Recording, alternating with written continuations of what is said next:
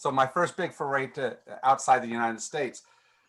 And what was interesting is, while it was absolutely unlike what I was used to, in some ways it was a very simple way to do it, in that Argentina is the most European, by that I mean white, country in South I'm America. hearing some other voice in the background. Is anyone else? I'm not. No.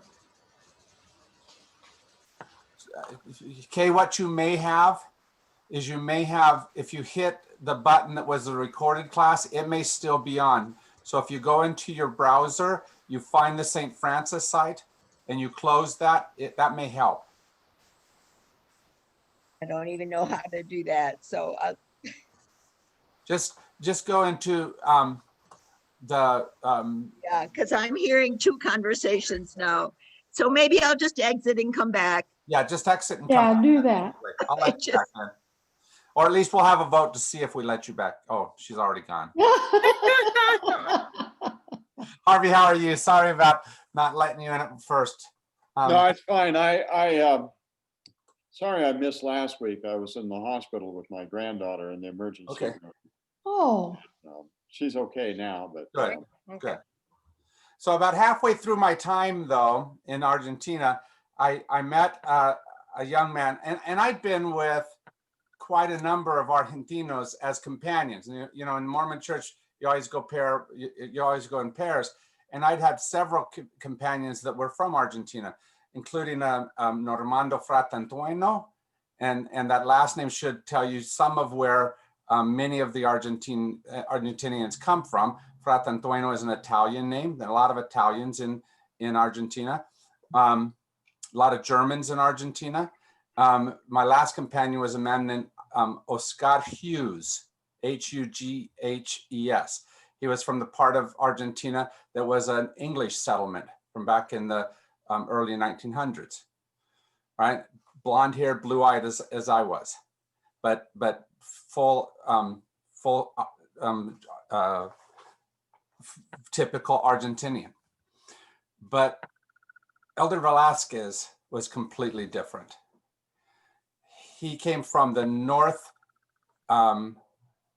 western side of Argentina, way up in the corner, almost into Bolivia. He was a much shorter man, darker skinned, of more native descent than European descent. And suddenly I met the rest of South America, right? Where Argentina is very Anglo in many ways, Hispanic Anglo, but Anglo, he was not. He was the rest of South America. And suddenly my eyes began to open very differently.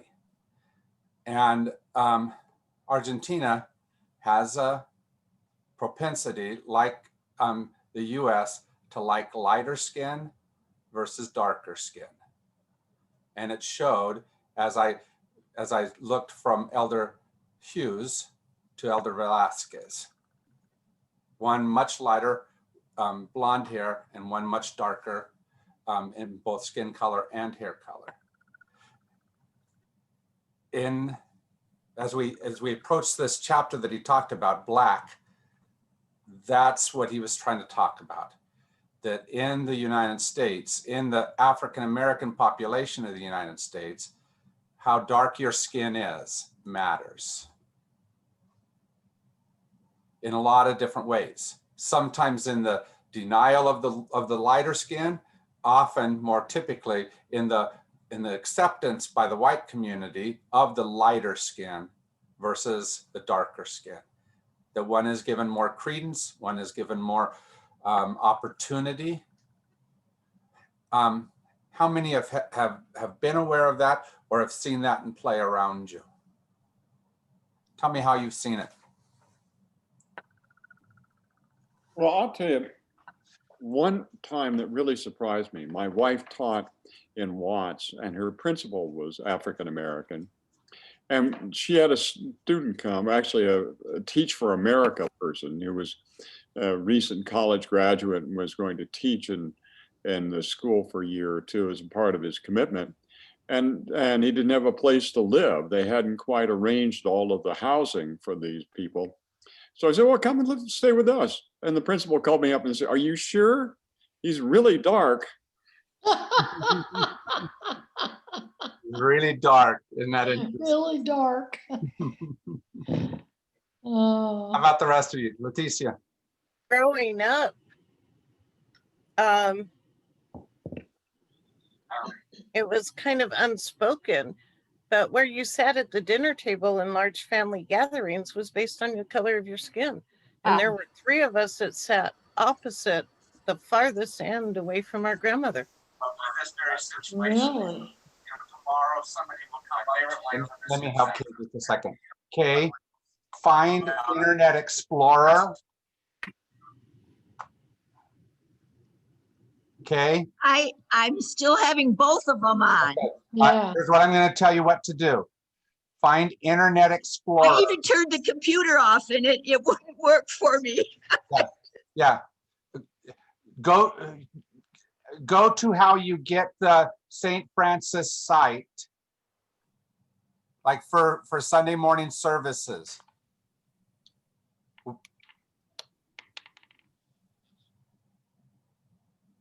Sorry about this.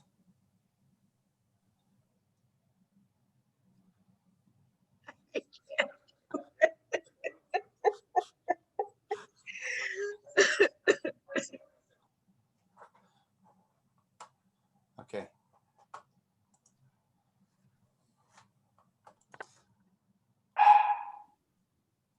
Sorry, I'll get this. Oops, she just left. All right. How about the rest of you? Where have you seen this in play? That color matters even within the Black community. I haven't seen it out in the real world, but I have seen in a movie where some African-American women were discussing a teenager and whether they were darker or lighter than a paper bag. Interesting. And so, and that was some time ago when I saw that movie. So, I mean, when he says that that's been in play for a long time, he's right. Yeah, especially because much of that, Pam, goes back to slavery days. Yeah. Right. And he talked about that, where the lighter the skin, the closer to the slave owner you would be. Right. The lighter skin allowed you to be the house slave rather than the field slave. Right. That somehow that lighter skin meant you were going to be more trustworthy, maybe smarter, whatever it happened to be that would give you a credence over the darker skinned friend of yours. Yeah. But the hard part is that because there was that preference given and the perks that come along with a preference, right? It made it easy for light skin to be prejudiced against dark skin. I'm going to call Kay, and so I can tell her what to do. I'm sorry. Talk amongst yourself for just a second. I'm sorry about that. She looks just so frustrated, doesn't she? She does. That is frustrating. Yeah, there's a bit of that in the European culture as well, where if you look at the old art portraits of the aristocracy, they were all pasty white. Mm-hmm. And my grandmother was more decidedly Spanish than of, nationality wise, she was Mexican, but she was still of the era where they sent them back to Spain to match them up. And it was, they would tell me, you're not a real dark olive complexion, so stay out of the sun, because only the working class are in the sun. And I think some of the rest of Europe still has that as well. It's just not as, it's not as telling that we call white workers what? Rednecks? Well, that's something different though. It's the same thing. It's Oh, based that's on they're rednecks because they're out in the sun working. No, that's not why they call them rednecks. That's what they told us here. The Cowboys would tell us. Yeah, there's someday when we're together, I'll explain that background to you. I like that. Thank you. Yeah, That's the history that I was told. probably tell you more than you ever were interested in knowing. Oh no, Harvey, I'm getting ready to change my major to art history, so I kind of get into that kind of stuff. Very good, very good. As somebody who has a master's in aesthetics, I know very little about art. Well, actually, I'm trying to figure out how to get around the rules and double major. Yeah. Probably can do it because art history and fine arts are I pretty have a close. gray shirt on today. Well, then I got the archive one again. Okay, then what's, I'm sorry. Then what? Close that up. Thank you, Bill Gates and Microsoft. You should be able to just- Oh, I got a new Windows 10 computer and I had to set it up. Oh my God, they don't want you to do anything. No. I was amazed at how much it took over my trying to process. And then I did a file transfer and it dumped everything into OneDrive and told me, this way you have more room in your computer for what you want to do. And it felt like the used car salesman. Well, don't pay cash. Keep your money in the bank and we'll give you a Ashley, are you loan. still here? So, I guess she left. Ashley? She blocked in off. just a second, okay? I just have to pause my. You're losing control of this meeting, Jim. I tried. I'm on a class right Oh, okay. Okay, yeah, very good. Oh. Well, I was going to bring up the fact that as Letitia had said about in Europe, that there's some of that there's also, the farther you go in Italy, people have darker skins. And because first of all, they're getting more southerly and getting more skin in the Mediterranean area.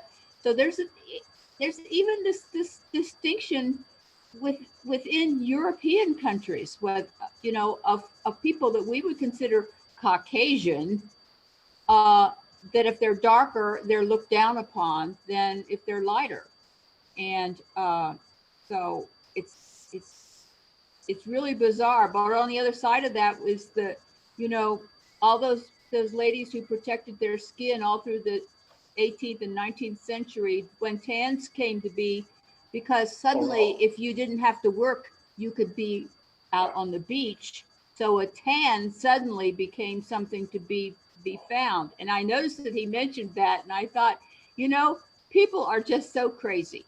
They really are. Makes no sense. Anything that equates with you're a working class person, regardless of what it is a put down. It's bad. Yes, Yep. it's bad. Yep. But the thing of it is to think about all the different other ways. We got it now, okay? Good. Think about all the different It other. only took 28 minutes.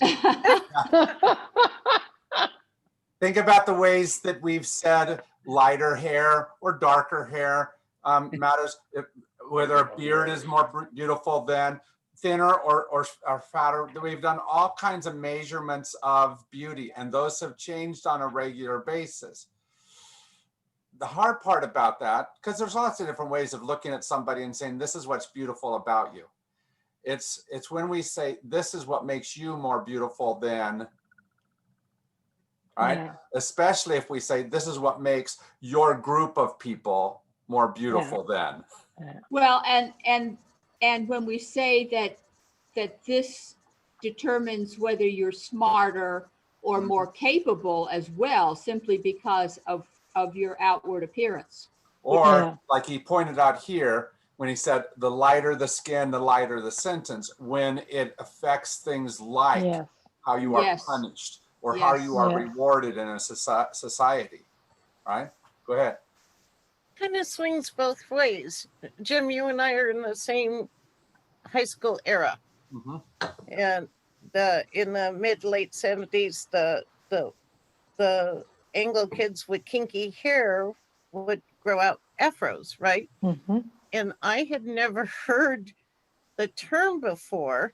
We were at a party, young African American guest with us, and he was talking about the afros coming back, and my partner pulled out a photo, and he had a big tall white guy with a big old afro. And Ty turned around and goes, "Man, you had a good Jufro." And I had never heard the term before. Yeah. And that's the term that they use for white people who have afros. Well, but What did that's you call it again? a Jufro. Jufro. But that's Jufro? because it's really easy for us as Anglos to think that Anglo hair is always straight hair, that lighter skin means straighter hair. But Mhm. Not true. but Jewish people have very, Yes. very kinky hair, Yes, they do. very typically kinky hair at least. And so for us to make just that broad generalization that it just doesn't work. Yeah. And it's not the only population that is different. Not all black hair is kinky, not all white hair is straight. And we just have to somehow work beyond what we've told ourselves is the truth, right? Right. The hard part is that so often it comes against what we want to believe. So I want to take you into a bit of an exercise for us to do. I want to tell you about an email that we received this week at the church. And it has to do with our marquee. How many have been by the church in the last week and seen our new marquee? Okay. It says, "We condemn white supremacy." Okay. So someone wrote to us. Let me share this with you. Wrote to us this email. It said, "Saw the marquee, we condemn white supremacy. Are you going to put up, we condemn Black Lives Matter?" Wow. Me. Well, here's my response. "Thank you for your recent inquiry regarding the statement on our marquee regarding condemning white superiority and asking if we would also condemn Black Lives Matter. The answer, of course, is an emphatic no. And the reason why is found in the names employed by the two movements. We use Jesus Christ as our model of behavior, and his life and teaching insistently refuse to assert the superiority of any human group over another. In fact, he spoke most emphatically against this tendency. In addition, Jesus consistently called us to notice, care about, and help those who are overlooked, ignored, and oppressed, because those forgotten lives do matter. Thank you for caring about those who fall into this second category." Then he wrote back to me yesterday, "Reverend, then you are a racist. BLM is a racist group who rioted, looted, and burned down innocent businesses. As a man of the cloth, you should be ashamed. This is one of the reasons why I quit going to church. Church is not a platform for political agenda." Oh, Whoa. wow. So Wow, your you exercise, didn't understand it's a moral stance, huh? yeah. So your exercise is to say, "Jim, how are you going to answer this? Yeah. How do we step into this space and help this person, share with this person? What do we do in that type of a situation?" Give me some input. Go ahead. Condemning white supremacy, though, is condemning an ideology, not whites, correct? It's condemning an attitude. Yes, but as the second chapter said, very often anti-racist means anti-white. And that's what too often is the reaction. That's the knee-jerk reaction, which I think is what this writer saw in our marquee. Was you're saying white is bad, so why aren't you saying black is bad as well? One of the things that I would like to say is that we do not condone the rioting or the looting, but we realize that this is a bigger issue, and that even though certain people are frustrated with what is going on and have misbehaved, does not mean that Black lives do not matter. Black lives do matter. Thank you. What else? Because I thought I was very eloquent and solved the issue in my Me too. first I think you response. were. Yeah, I think you were. But that's the challenge about racism, is that there's Yes. obvious other ways to look at it, and ways that what I say might be, might feed right into some of the things he said. Well, he's cut himself off from the church because he feels like the church is taking stands that he does not believe in, and so he's cut him off from the church, rather than considering what the meaning of those stands are that the church has put forward. Yes, absolutely. And the thing of it is somebody like Harvey, who's much wiser and much more skilled at this, probably doesn't appear to be political like I do. No, that's not true. You're doing an excellent job. I've got to leave. I don't know what I used to have a friend who was a college professor who said, once you're in school, you need to pretend you don't have a family. Well, my family needs me to do something for them, so I'll maybe catch you on Thursday. All right. Thank you, Harvey. Thanks, Jim. Bye-bye. So how about the rest of you? What else should I say about this? Go ahead. I've always gone back to Dr. King's other great speech, The Other America, where he talks about understanding the anger and the violence and the frustration, and but refusing to condone it. And to me, it was the line that said, okay, there's compassion and then there's right. And we have to have compassion for that frustration, for that anger, but bring everybody into the right as much as they can do it. And that's always been my response that I use, or the wisdom that I use when I'm dealing with people that just say, if I can't be white, you're racist against me. And they're not understanding the frustration of the cultures that are angry. Right. See, but you're assuming that I have wisdom, Leticia. That's why I told you to look at what Dr. King said. and for sure, in many ways, the man who's writing here to me is also not able to assume that I have wisdom, because of his views that if I say certain things or do certain things, that as a man of the cloth, here's the rules. And if I'm not following those rules, then I don't have right wisdom, at least. Yeah, it wasn't that you're condemning whites. I wasn't. I was trying very hard not to condemn whites. Yeah, and that's where I think that our languages has changed a lot in the last 50 years. Uh-huh. And people aren't communicating because we're not using the words the same way anymore. Yeah, but and that is part of that is part of the problem. And the other side of that problem is that this man, I'm sure, feels like he is no longer at the space we were at 50 years ago, which when we say racist, he thinks I mean burning the cross on the front yard of Martin Luther King's house. And we're not, as a general rule, at that space any longer. He probably feels like he has lost control.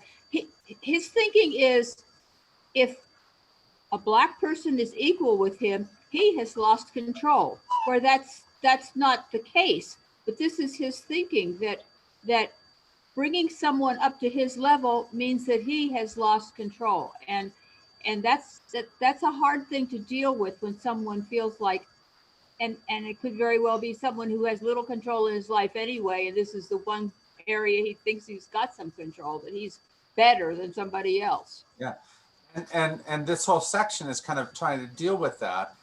How is it that we have, maybe not meaning to, have taken and said to our white brothers and sisters that because you continue to be these things, when I say the system is racist, am I saying you are lesser than? You, Yeah. white America, are lesser. That behaviorally you are inferior, and that's not what I think I'm ever saying. But is that what? That's what they're hearing. Yeah. And how do we answer so as not to reinforce that type of hearing, but to get to a new space? But his reply to you is very different than the people we're dealing with that go, I don't have white privilege because I don't have anything, right? I'm poor or whatever. Those people are really confused because they're fighting for the same existence that a lot of underprivileged minorities are, right? Right. Right. Theirs is more of an economic thing. I always have to remember somebody with an superiority complex. Yeah, superiority complex that tends to be a supremacist tend to be very insecure people. Mhm. So, And you're fighting that insecurity more than anything else. so there's no doubt that part of what he's doing is trying to hold on to some type of meaning. And I don't even want to put this into a negative space, some type of way of saying I do have importance, not even necessarily more importance than or importance over. The hard part for me about white superiority versus BLM, well, in truth, yes, they're doing some of the same things to the extent that Ibram Kendi said that Black people can be racist. I can't quite go that far. I do think they can be prejudiced. I think, but racist is an essence of power. Yeah. Right? How do I hold on to power? And not that BLM isn't trying to exert power, but they're trying to exert that power over a greater power, where white superiority is claiming a power over a lesser power. In There their are two view. factions of BLM right now, too. You got the original BLM, which is a peaceful group, and another one that has kind of conscripted the name, that are being more violent. And within the Black community, they're protesting against that second wave. Sure. But the difficulty is always this. I mean, I get that was not untypical of like the split between MLK and Malcolm X. We'll get back to where Malcolm X evolved to in a little bit. But originally it was, your nonviolence is not doing enough to change things. I'm going to take a more active role.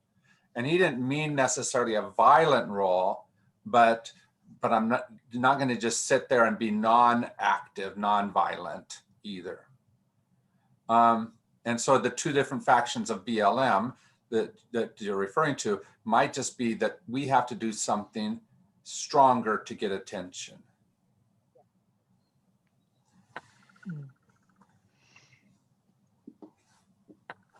So the question for us as non-Black,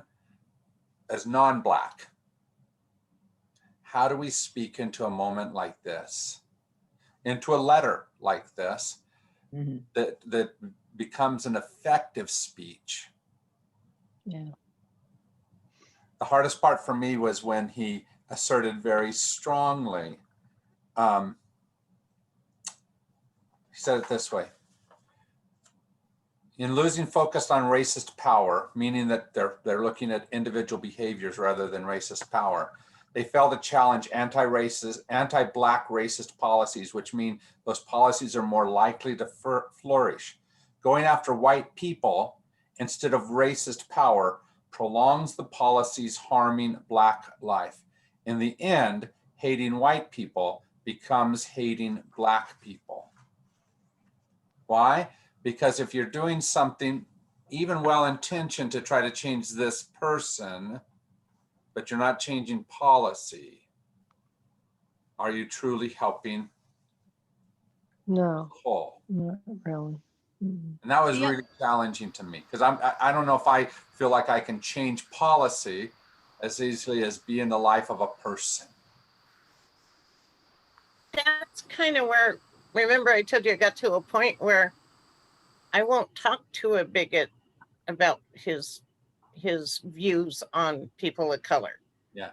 Because I had to get to a point that if I allow him to engage me, he wins as soon as I start arguing with him. Mhm. But if I take it down to a basic, I am a human being. I'm still gonna make those t-shirts. I'm a human being first. And if you can't engage with me in that respect, thank you so much. So Jim, one of the things is sort of the flip side of that is when he talked about, in fact, he had a whole litany of cases where the white supremacist who is actually being controlled by the wealthy and people in power is all of the policies that they have created are making the lives of the ordinary white person much less. They have have more poverty because of those policies. They you know, we know climate change affects white people more than it's affecting than people of color. All of these things that affect the so-called lower white classes are things that are perpetrated by the wealthy whites, and yet they still support the wealthy whites because they feel like the one thing they can hold on to is if they're white, they're still better than being black. Goes back to the time of slavery and Yeah. the indenturement of whites. They were told, well, see, you're not really a slave because you can get out of this, and it could be worse, you could be a black slave. Yeah. And that was ingrained in our society. Well, Yeah. indentured, though, there was a contract that had a limited time to it. It was not like being a Well, slave. but yeah, I understand that, but that was a riff Yeah. that they created between slaves and people who were really not in much better shape. The thing of it is this: truth doesn't necessarily overcome ideology. Amen. Yeah. That's for I sure. want to see someone as lesser, if I want to be able to see a hierarchy, if somebody sells me a set of rules and procedures that says you have to do this in order to protect yourself or your race or your whatever, sometimes I accept that whether or not it truly does. How many know that many of the taxing policies, for example, of the Republican Party right now hurt poor white America? Yes. Huge. Absolutely. Yeah. And yet poor white America continues to vote for Republicans, even Yeah. though it does that. Yeah. Because of some other idea within that, the greater Republican policy-making body.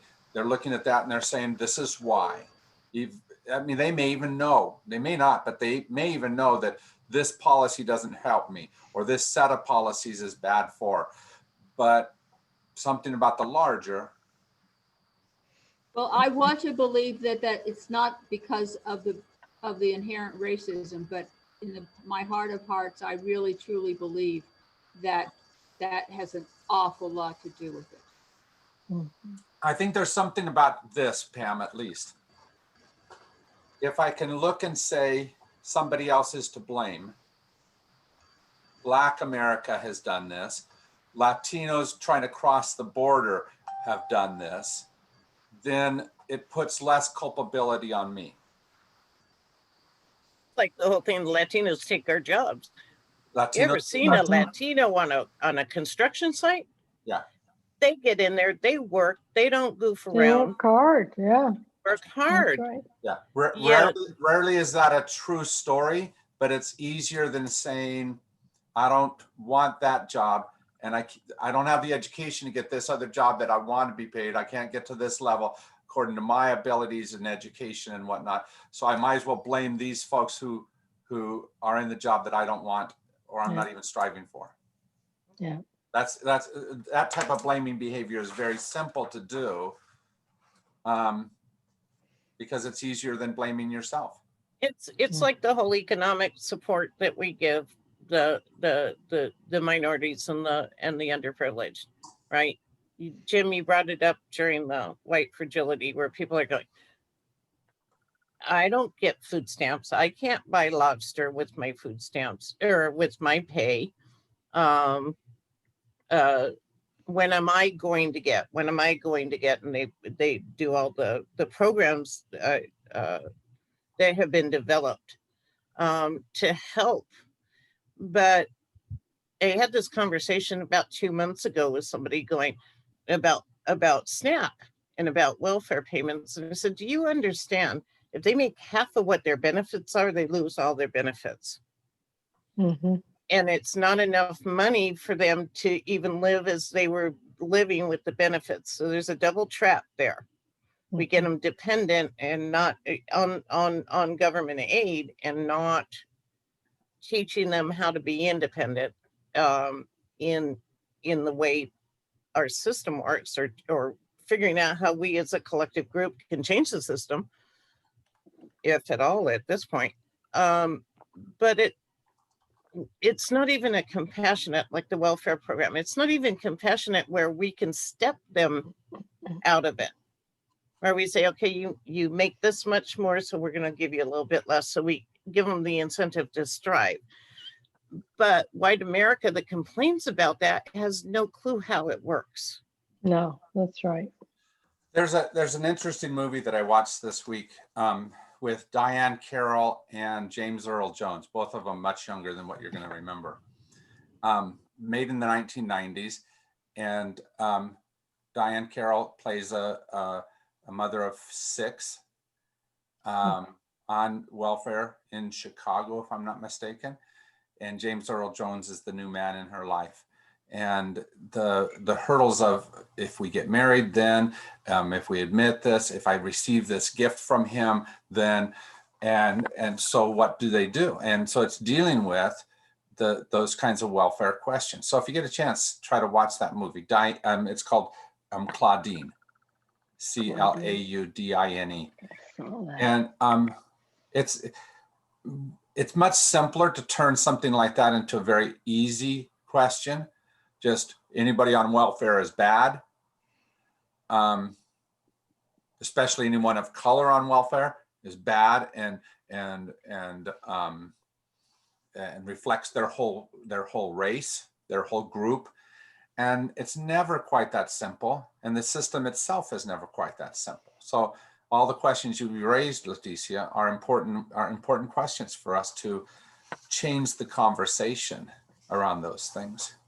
And the attitude, I think, has gotten away from them condemning it, right, to almost an avarice. I don't get that. Yeah. I don't get that. And I've been hearing it for 20 years from I grew up with a whole bunch of white privileged kids, right? Mm-hmm. Went to South Point. It's always been like that. Yeah. Well, but the question is this. I think that the discussion to have with those folks is to say, okay, if the welfare system is wrong, what needs to happen so we fix it and make it the right system? Yeah. But then we go back to policy rather than Claudine is taking advantage of the system. Yeah. Of question. How do we make the policy the right policy? Mm-hmm. When that avarice comes in, it's hard to have that conversation with them. I know, but right? But that's what we have to do, is start saying, let's start fixing the system. Let's change the conversation with people so that we do something different than what we were doing. Let's not get into the easy fall back into the same strand of arguments. Because the one is in some ways trying to, as Kendi pointed out, trying to fix that individual. Yeah, The other is trying to recruit that individual to fix the system. right, right. And ultimately, and this is where we're very much in agreement, where I'm very much in agreement with Ibram Kendi. It's about systems that are No. more difficult for some than for others. Systems Yeah. that are built against certain parts of our society, certain people in our society. Go ahead, Pam. Yeah. Well, to me, one of the things that I think really needs to be fixed, regardless of race, is the fact that the minimum wage should be enough for a person to be able to pay for his life, the basics of his life, on a 40-hour work week. And it is not that, and has not been that, and probably never will be that, because the businesses all say, well, we would just close down because Yeah. we can't afford to pay these people, Yeah, which is ridiculous, because they will find some way to make money. Yeah. yeah, I think the tough part about that, Pam, is that when I was a kid, minimum wage was something that typically kids received, not working adults. And there's a difference. Minimum wage, I can accept a whole lot less than a father of 2 kids, because I'm not trying to support however many people. I'm just trying to Yeah. get a little bit of extra money to be able to pay for gas in my car. And so the minimum wage that we grew up with and the use of that minimum wage is very different than what we're doing today. Today, the minimum wage jobs are often being filled by adults with families that are trying to say, how do I support my family this way? So either we have to change that around and get more adult jobs, and those type of jobs that you want to be less than paid well, you give to you say it's only for 16-year-olds or something. I don't know. But if you're going to have adults into those positions. Well, I'm a little bit older than you, Jim. Yes. And minimum wage did pay for adults when I was even graduating from college, that people could start at minimum wage. It was not enough to support a whole family, but it was adults who were on it. It's just that it's been eroded and eroded and eroded during that period of time. Yeah. And there's got to be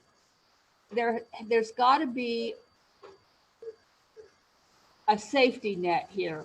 That's right. And if people could make enough money to support themselves and or their family and not have to go through the embarrassment of being on welfare, regardless of what color they are, that could go a far way in order to help a lot of the there's racism and there's racism. There's some people who actually hate some whites who actually hate Black people, feel like that they are totally inferior in all of these ways that we talked about today. And then there's other people who are just, they just feel like, well, they're not getting their share, so they're against them for those reasons. So because of those levels, I think we could get rid of that intermediary level at least. I don't think we're ever going to get rid of those people who hate Black people. I don't think that we will ever get rid of that. But I think what you can do, Pam, is you can convert more and more people to the good side of the force. Yeah. Does that make sense? I Yes. think that most of the people I talk to in America, even my friends that seem to have a lot of racism built into their thinking, I don't think it's that they're against the people that they know that are of color. It's those other people. Maybe it's it's those the ones they don't know. the ones they don't know, whatever it happens to be. And so then you have to have the conversation that says, well, then why are there policies that help a whole group of people not be able to succeed as easily as another group of people? Why? Yeah. How do we start having those kinds of conversations? Yeah. I entered the workforce in 76, and minimum wage, I think, was just coming about at that time. I don't quite remember. I was only 16. But what I remember is those teenage jobs were usually local businesses, right? Not company businesses. And once I left that local business and started going to a national company, they weren't recruiting under minimum wage as much. Something changed there. We lightened up on our restrictions on corporate America, so they started, well, it's not fair for us to have to pay higher wages and minimum wage. My time in corporate America, they looked at minimum wage as a boon to the small businesses, that they didn't have to pay as much. So they got out of competitive hiring. And they started saying, well, minimum wage, we only have to pay you X amount to start you with. So we start everybody at minimum wage. And that kind of skewed how everybody got paid. So it had a cascading effect. Well, and all of these issues do.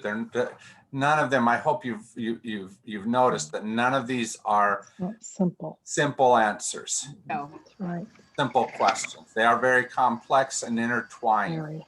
and it will take an ongoing effort to try to